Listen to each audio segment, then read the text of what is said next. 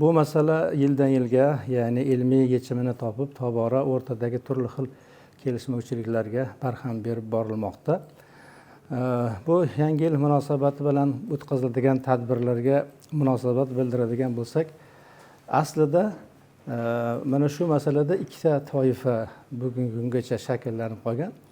Bir toifa bu bayramni to'g'ridan-to'g'ri nasroniylarning diniy bayrami sifatida qaraydigan toifalar bor.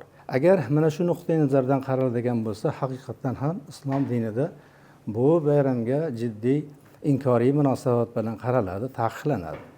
Lekin bu 31-dekabr, ya'ni 1-yanvar kunlari bo'ladigan tadbir, bu haqiqatan ham bir yilni yakunlanishi, amalda joriy bo'lib turgan turli xil hisoblar, dam olish masalalari, soliq to'lash masalalari va hokazo turli xil masalalar mana shu yil hisobi bilan bo'lganligi uchun yilning oxirgi oyi, dekabr oyi yakunlanishi bilan keyingi navbatdagi yangi yil boshlanishi munosabati bilan dam olish, ya'ni ommaviy dam olish kunlari e'lon qilingan.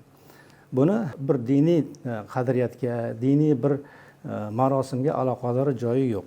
Diniy tus olmaydigan marosim bo'lgandan keyin ularni shar'iy tomondan ayblash, gunohkor bo'lding, boshqa din vakillariga tashbih qilding degan ayblarni qo'yish noo'rin hisoblanadi.